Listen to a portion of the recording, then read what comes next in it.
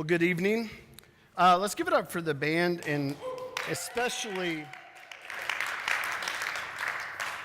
Josh. So I've worked with Josh for a while now, and started out rocky. I'm not gonna lie. I appreciate that he laughed at that because it's true. But he has really just. It was before the local church, but then as we've moved forward with it, it's been cool just the group that we have that sets up on Tuesdays. And then, you know that, well, first off, and I say this often, but I don't know if there's a better acoustic set worship leader than Josh that I've ever heard. So kudos to that. But also, he can handle a curve like that where I came up and I asked, would it be difficult to switch back to the second song and do this part? And his first answer is no, whether it is or isn't. And then, very, very appreciative of Josh and the team. So, my wife Cassidy's also here.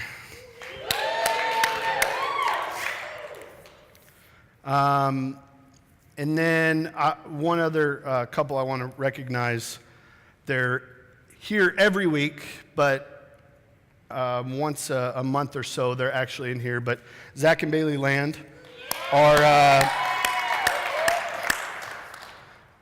over our kids, so they are down there taking care of children. So I've known Bailey for way, way too long.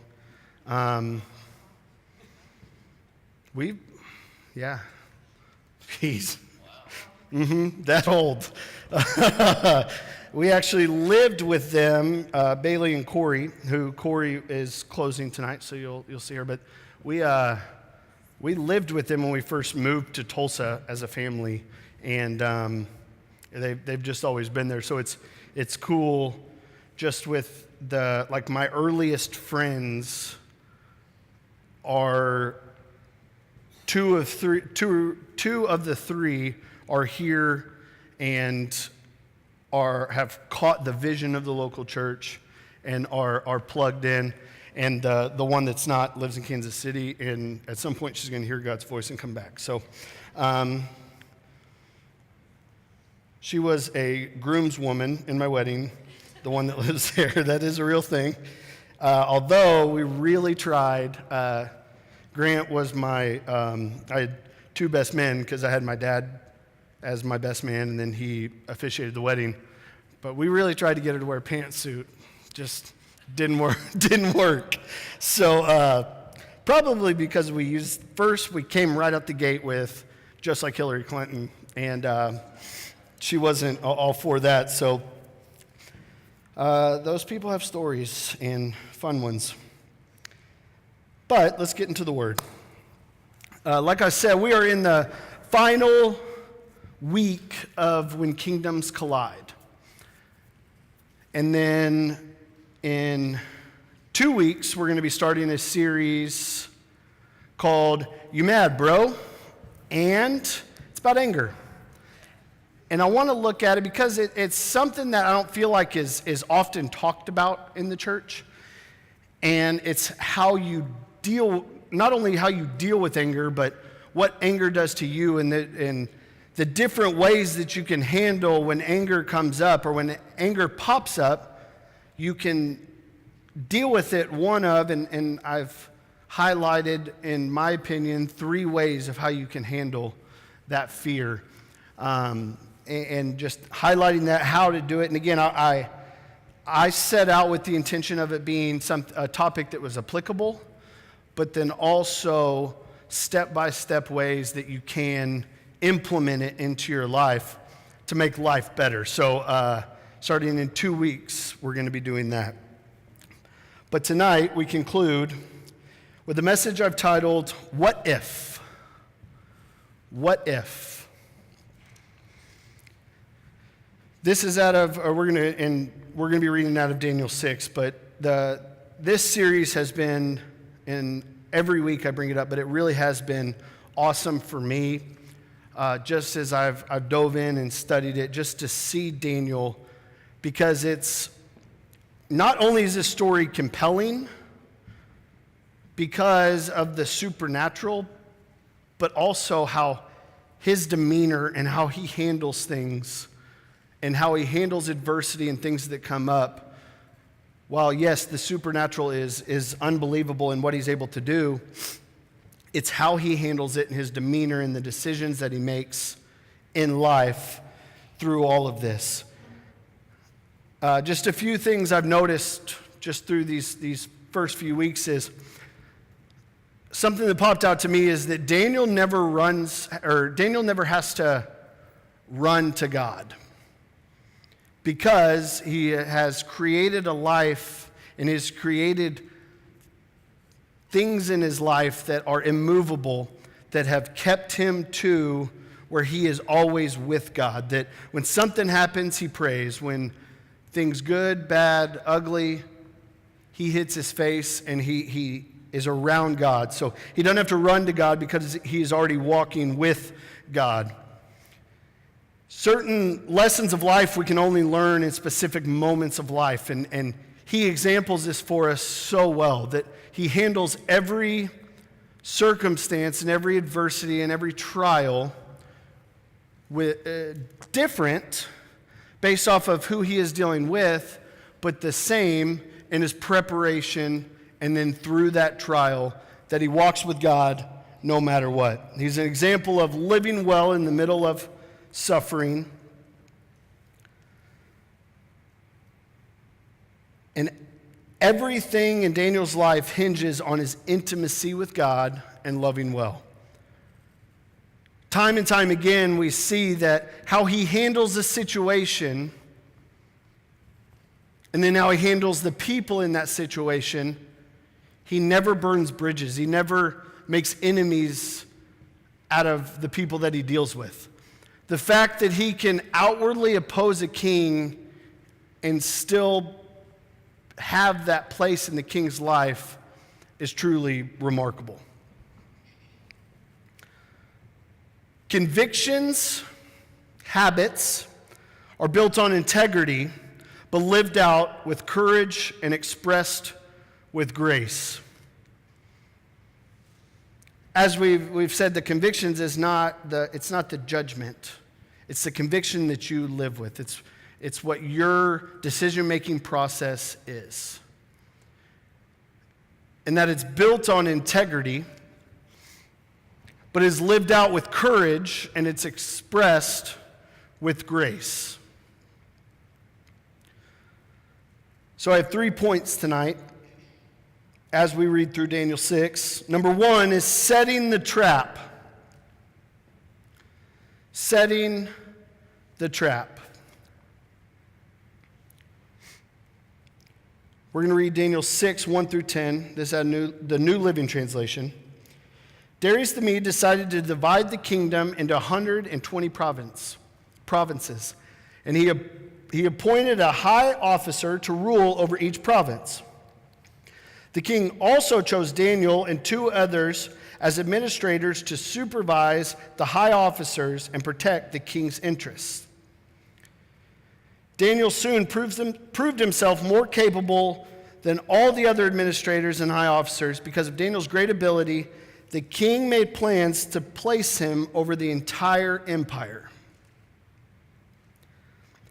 So what happened here is Darius broke Babylon up into 120 provinces and placed somebody to oversee each of those. And then he placed 3 people to oversee the 120 high officers. And then Daniel proved through time, through decision making, through being who he was, proved himself more valuable than everybody else. And the king made plans to put him over those 120 people. Verse 4, then the other administrators and high officers began searching for some fault in the way Daniel was handling government affairs, but they couldn't find any to criticize or condemn. He was faithful, always responsible, and completely trustworthy.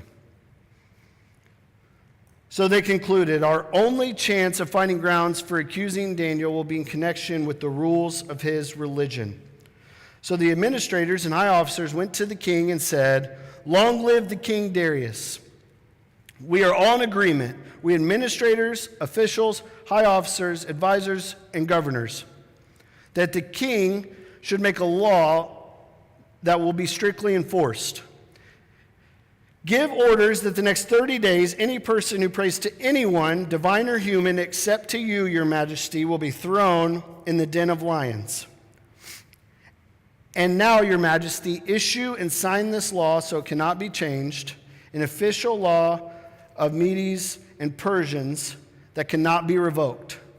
So King Darius signed the law.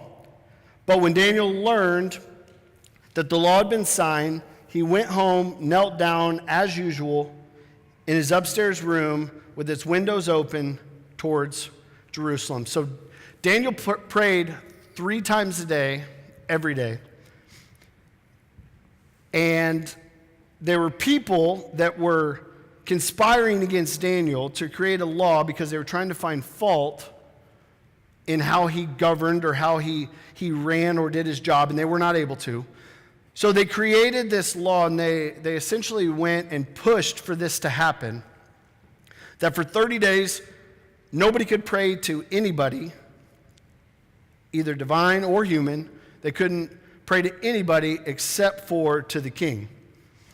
When Daniel heard of this, that he went to his room just as usual and prayed, giving thanks to God and praying. So Daniel at this time was at the end of his life. It's thought that he was between the ages of 70 and 80 years old.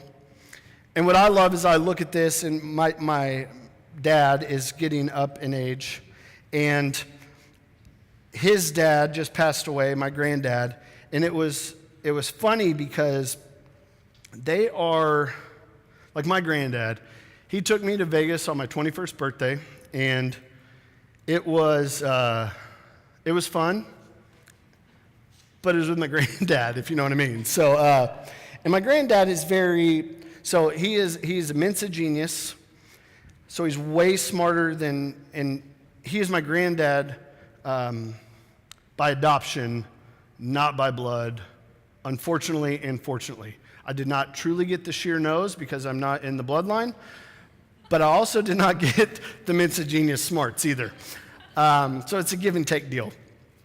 But no, he took me to Vegas, and it was fun. My aunts or my aunt and my uncles came down, and it was a great time. Everybody in the family except for my dad, because we realized that he is not fun in that situation. But and he realized it and still pushed it, but it never gave in.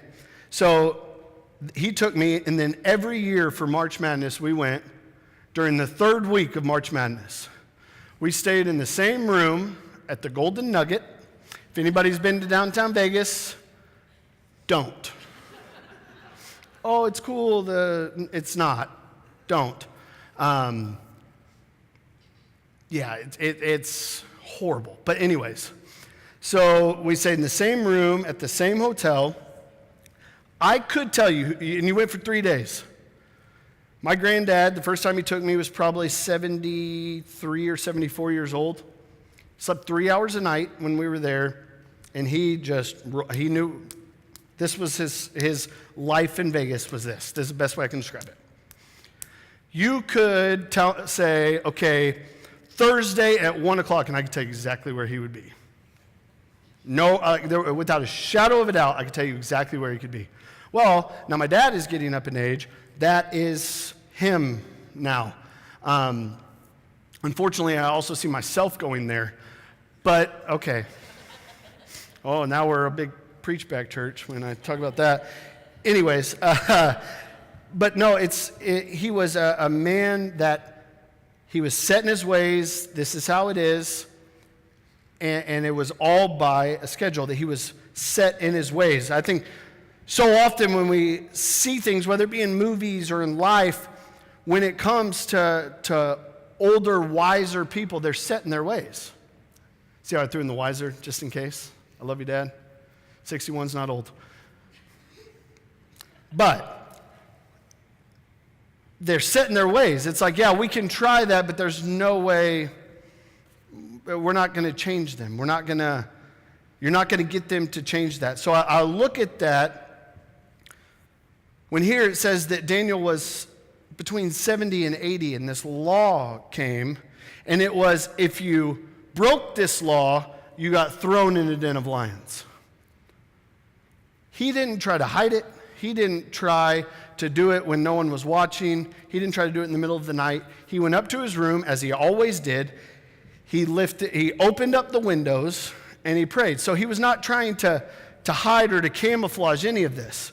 So as I look at this, I'm thinking, man, that is awesome that he was so devout to what he was doing, and he was so sure on his convictions that he was going to do whatever he needed to do, no matter what, if it was the right thing to do.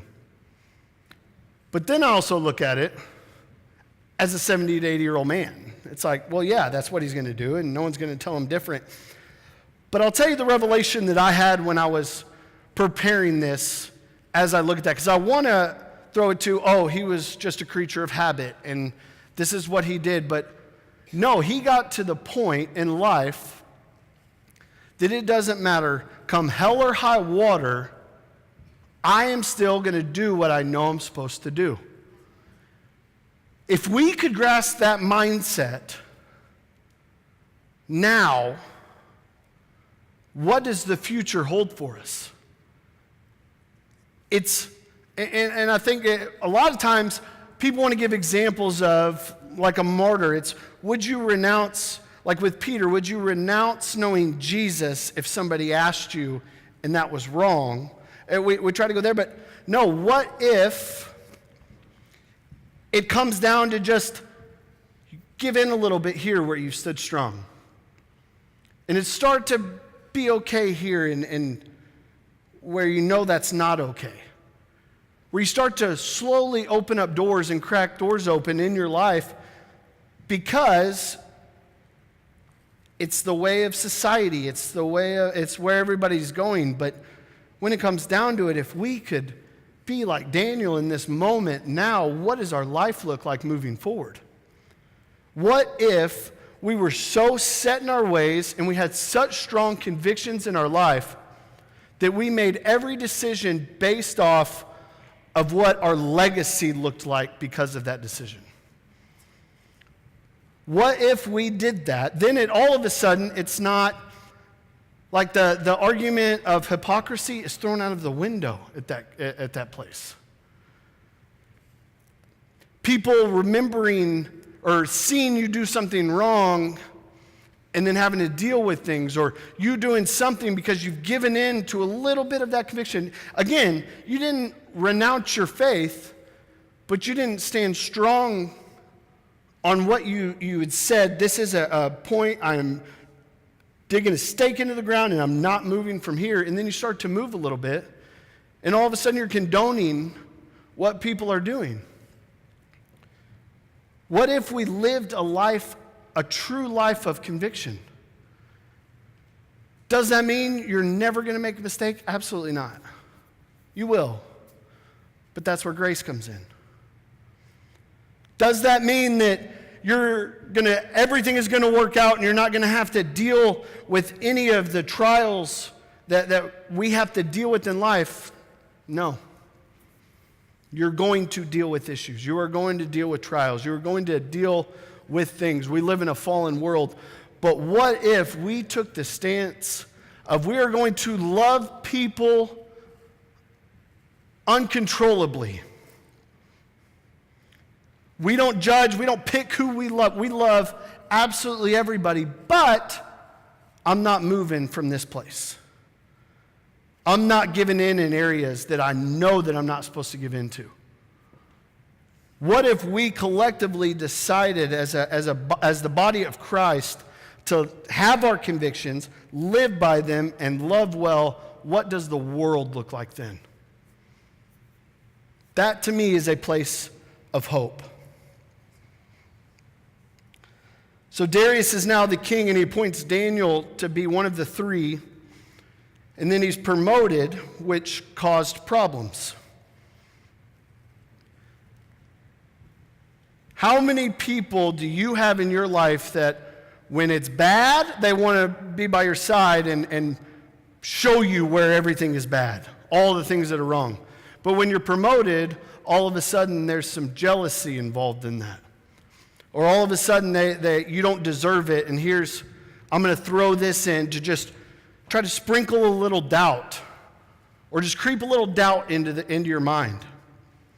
No, the Bible says that promotion does not come from the east or the west, but it comes from above. So if promotion has come in your life, it has come from God. So it doesn't matter what people say, it doesn't matter where you go, it doesn't matter the next step that you move into. Here's the harsh reality. Everybody that's in your sphere, your friends, the people that have that place in your life, not every one of them is built, is made, is supposed to go with you to that next stage of life. That's the harsh reality. They are awesome to be there for a season, but where you're headed, they're not supposed to come with you. There are going to be ways that when you receive that promotion, when things start to look up, they're going to show their true colors. And don't be afraid to move on from there.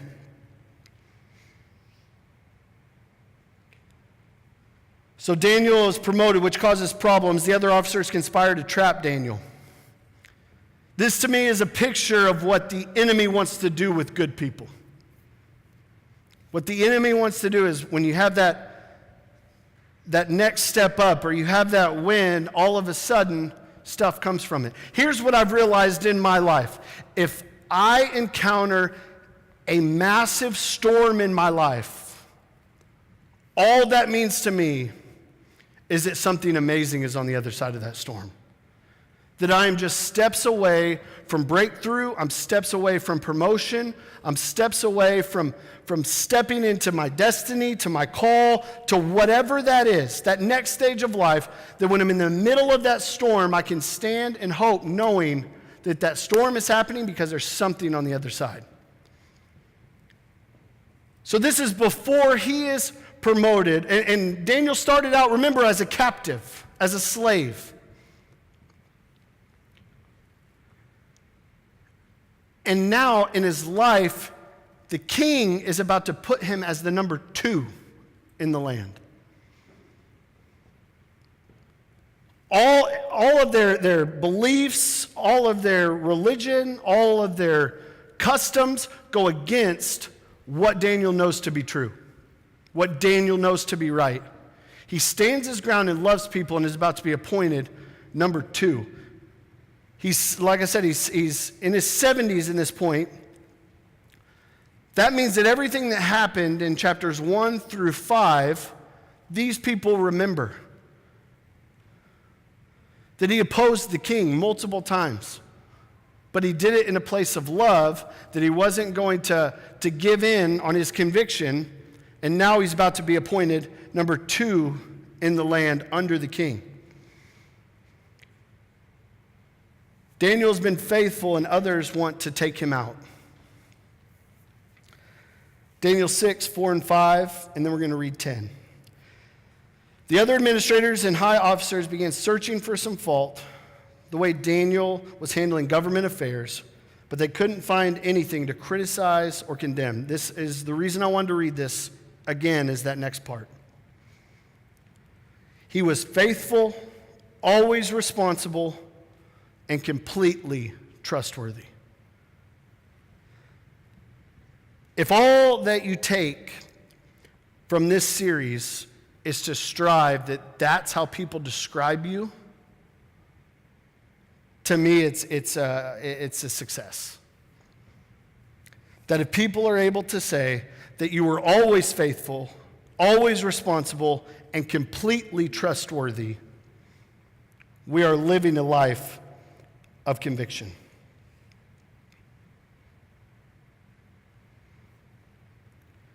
Daniel goes to pray in that moment, So he immediately breaks the law as soon as it's signed. He knew that God was in control, and he knew that in the end, God would always have his way.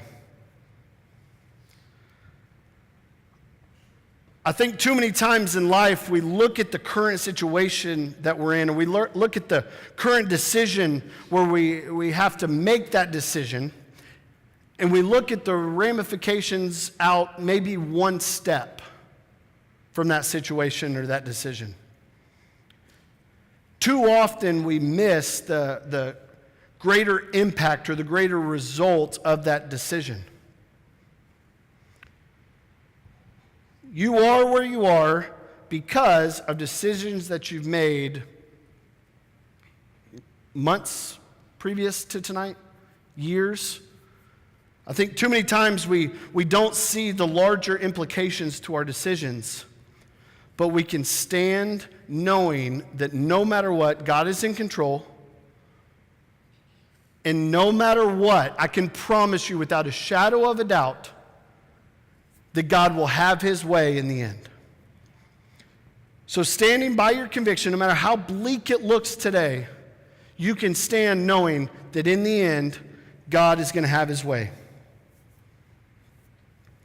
When we lose our way with drama and fear, we unhinge ourselves from our faith, and we often unwittingly remove God from our circumstances. Daniel is a great example of how to handle a situation when the going gets tough. He's a great example when he faces opposition, how to handle it. Too many times, are there any men in here? Just a hand raise. I know like the grunts and stuff are always weird.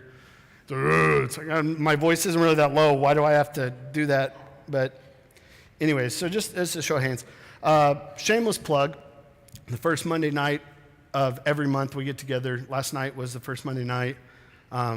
We are 2 for 2 on awesome book studies. So I want to encourage you that if you were not there, be there, because it really is a great time of just guys getting to hang out and us just talking through things in life, what we're dealing with. I think we were there like 2 hours or 2.5 hours. And I think we got like 8 or 9 minutes of talking about the book, which was awesome. The rest of it, I mean, we just got it's cool because I don't come in with an agenda. I have the chapters that we read the month before, but we kind of just let it go where it goes, and it's been really cool. So I want to encourage you guys. Back to the men raising their hand. So I'm assuming that every other man is like me, that you are a fixer. You want to fix things. What's awesome is that we marry women, and they don't always want you to fix their problems, which still makes zero sense to me. Like, we'll have conversations, and she'll way more details than I ever cared to know. But I love her, and I want a good marriage, so I listen sometimes. And she'll tell me the problem, and let's be honest, most of the time it's about me, like whatever my thing is. So I'll say, okay, well, what do you want me to do? Just tell me what to do, and I'll do it. Women, newsflash, we are not that complicated. I promise you. We are very, very simple-minded people. Tell us what to do, we'll do it. She brought up that she would like for me to start taking out the trash. I take out the trash. Then, I'm not the best at remembering things, so it's probably 25 steps in between our trash can and our kitchen and where I have to put it to take it out. So if it's 25 steps, it's 50 steps back. I don't always remember to put a trash can liner back in. Okay, never is. We learned in pre-marriage counseling, you never use definitive terms like that, because I'm currently thinking of the last time when I took it out and put a liner in. But it's that there's that. So she would bring that up, And now we have a relationship where she can just say it, and yes, I'll work on it. But in this, Daniel stands knowing that people are conspiring against him. He's able to look back and see everything that God has done. And what does Daniel do? He still comes in, he stands firm, and he does what he's supposed to do. He knows from spending time with God, he didn't just come up with these convictions on his own, but he spent time with God, he got direction, and he was immovable. Once he received whatever that was, and whatever he was dealing with, when he received it, he did it no matter what. What if men decided that I'm going to spend time with God, I'm going to understand and come up with my convictions, and then I'm actually going to live by them? All of a sudden, marriages start becoming stronger. You become a better employee. You become promotable. You're a great dad. You're a great leader of the home by standing on those convictions just like Daniel.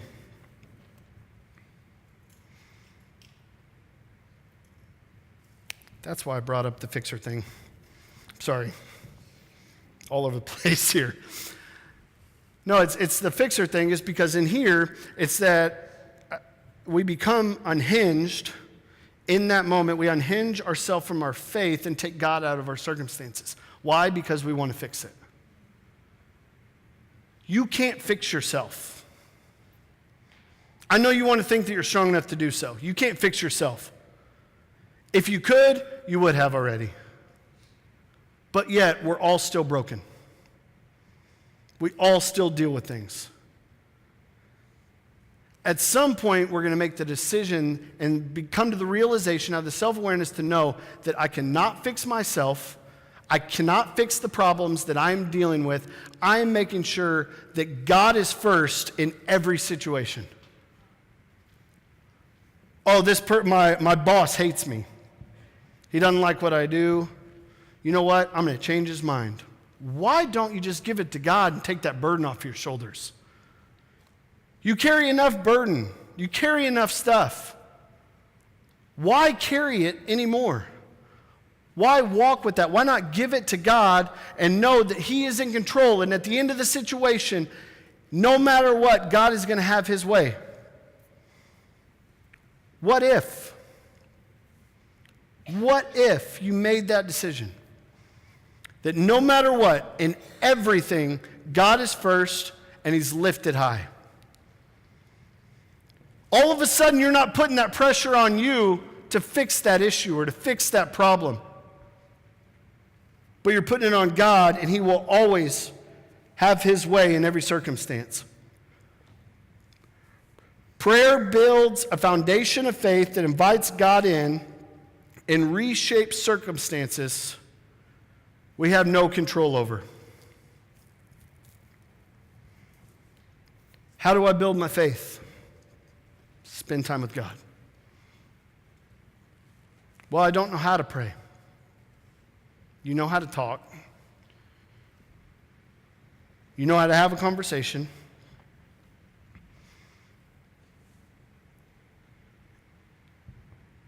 And it builds that foundation to where that faith, the word says that you just need faith of a mustard seed.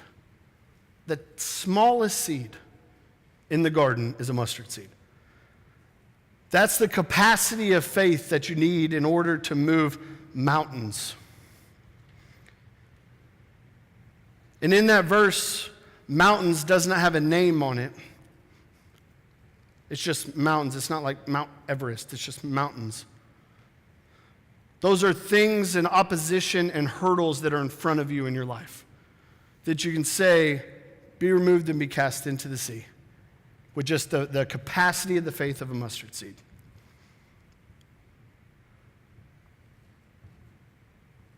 But having that prayer time and building your faith allows God to come in and shape reshape the circumstances that are out of your control. In all reality, in all of our situations, we are only in control of one person, and that's us. You can't tell someone how to think. You can't tell someone what to do. You can tell them what to do. You're not guaranteed it's going to do it. You can control what you can control. So just worry about controlling what you can control and let God have the rest. And watch how all of a sudden things start to turn your way. Things start to line up where all of a sudden Daniel is a captive. He's 70 years old at this point. He's coming towards the end of his life, and everything starts to take shape for him to have more power than he could ever imagine, more control than he could ever imagine. But he had proved himself that he could handle that power and that control. When the opposition came, Daniel doesn't try to cry or complain about it. He does what he knows he's supposed to do. He goes up to his room just like he did every day before, opens the windows, and prays. For Daniel, the prayer life is a habit. Make prayer a habit in your life.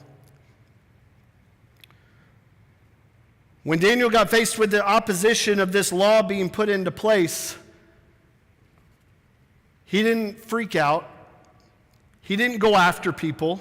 He didn't try to defend himself. He didn't try to change anybody's mind. He went to God.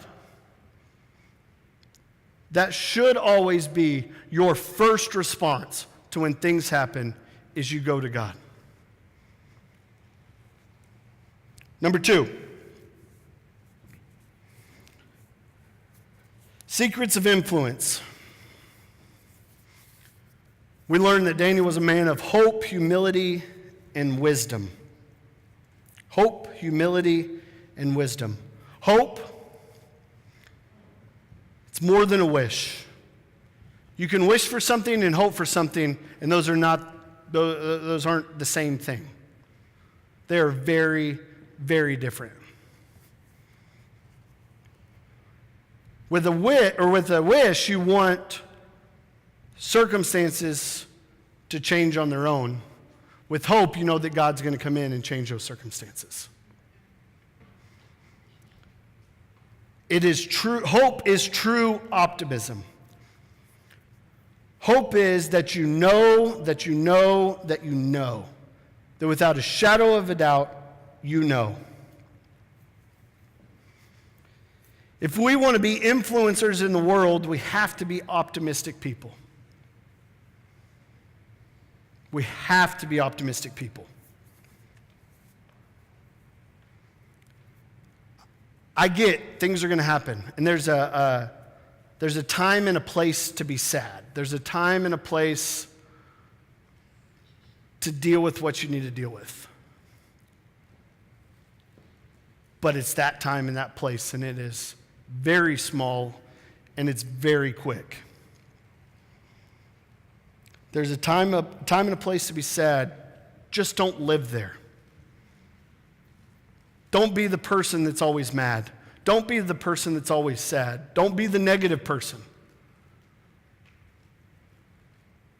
If you have trouble keeping friends, it's probably because you're negative. Be optimistic.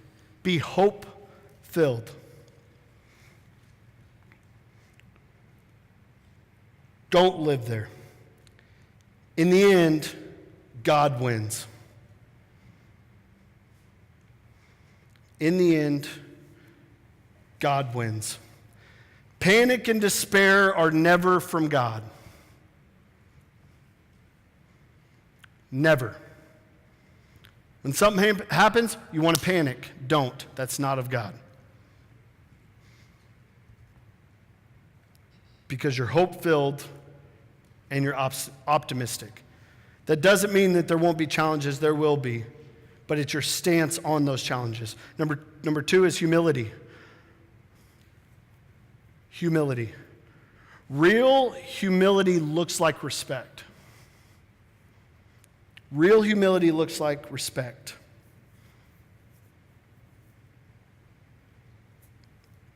Being in a place of humility, you give everybody respect. Friends, enemies, people like you, people not like you, people that think like you, people that don't think like you. They still deserve respect. Even God's enemies deserve respect. And I know this because God is not interested in wiping out his enemies. He's interested in turning those enemies for him. He wants to win them over. And then wisdom. A consistent theme throughout Daniel is that Daniel knew how and when to pick his battles. He knew how and when to pick his battles.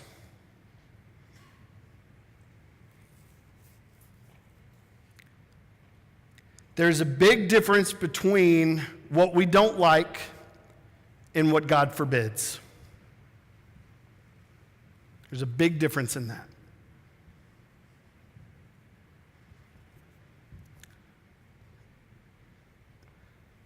Daniel not praying to God for 30 days was never an option.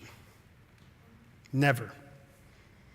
So he stood by his conviction. He didn't make a big scene. He didn't become offended by it. He didn't try to let everybody know that he was going to break the law. He didn't try to let everybody know he was going against the grain. I'm different than everybody else. I'm standing on what I know. Look at me. Look how good I am.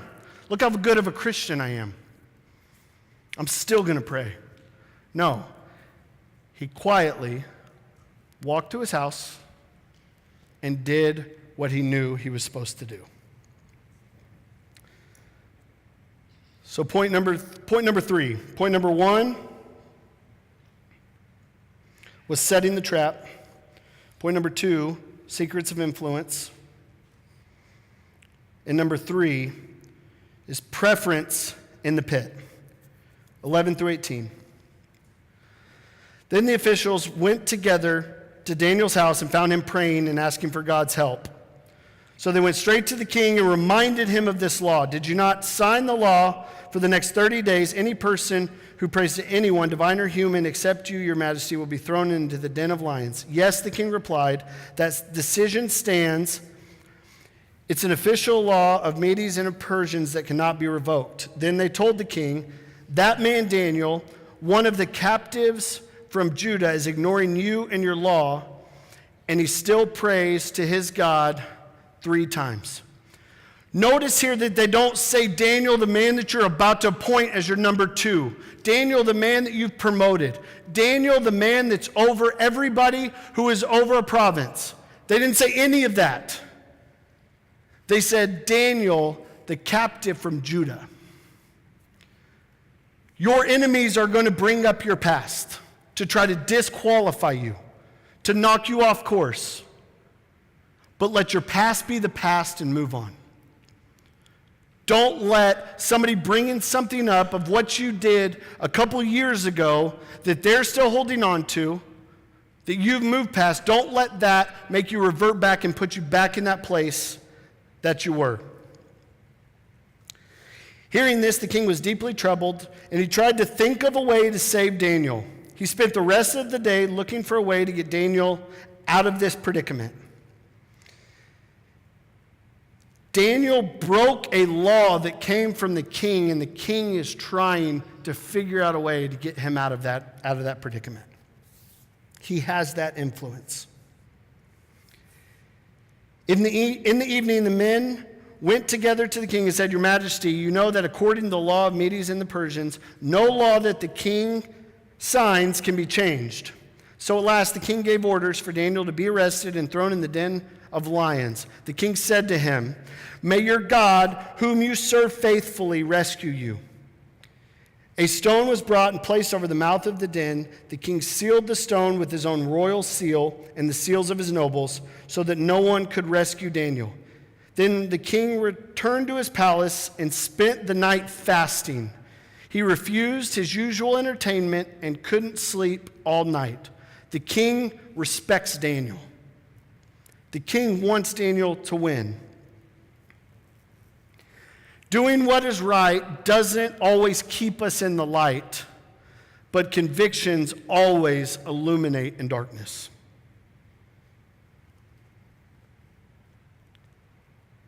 In verse 16, the king says to him, "May your God, whom you serve faithfully, rescue you." Persevering in the pit begins with a habit of prayer. Daniel was not afraid. Many times he volunteered himself for a one-way mission, and God showed up.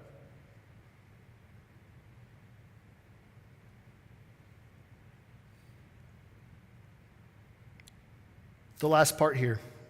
Daniel 6, 19 through 24. And I'm going to ask Kat to come up now. And I'm going to read this one out of the Amplified. It will not be on the screen. I apologize. I forgot to send it to Nikki. But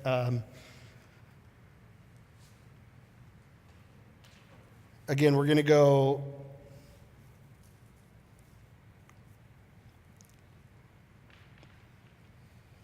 (19 through 24). Daniel 6, 19 through 24. Then the king arose very early in the morning and went in haste to the den of lions. And when he came to the den and to Daniel, he cried out in a voice of anguish. The king said to Daniel, "O Daniel, servant of the living God, is your God, whom you serve continually, able to deliver you from the lions?" Then Daniel said to the king, this was after he'd spent a night in the lion's den, a night living in his consequence. Here's how he responds. "O king, live forever," or "long live the king. My God has sent his angel and has shut the lion's mouth so that they have not hurt me, because I was found innocent and blameless before him and also before you, O king. As you very well know, I have done no harm or wrong." Then the king was exceedingly glad and commanded that Daniel should be taken up out of the den. So Daniel was taken up out of the den, and no hurt of any kind was found on him, because he believed in, relied on, adhered to, and trusted in his God. And the king commanded that those men who accused Daniel were brought and cast into the den of lions, they, their children, and their wives, and before they ever reached the bottom of the den, the lions had overpowered them and broken their bones into pieces. The king ran the next morning to see how Daniel was doing. Someone who opposed him, someone who immediately disobeyed a law that he signed in, heard about it, went and broke it, and he ran because of who Daniel was and how Daniel was. How he lived with conviction, but still loved people, that he was humble, that he was wise, and that he had hope. So I'm going to pose a few questions as I close.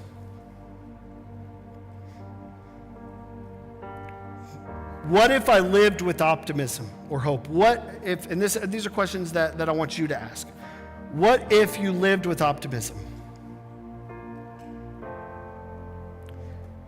Basically, for me, that's taking more risks. Living with the mindset of, I know that I know that I know. How can I live with more humility? You can ask yourself with that, do I respect and love everyone? And do I see others as most valuable? And then what do I need to do to live with more wisdom? How can I become more aware of what's happening around me rather than with me? It's being more present in every situation, being more intentional in every situation, caring more about what is happening around you rather than with you.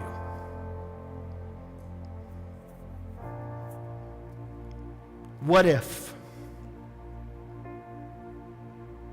What if we left here living with that conviction, with loving people while we did it, being hope-filled, being humble, and being wise, and continually taking a step forward? Let's pray.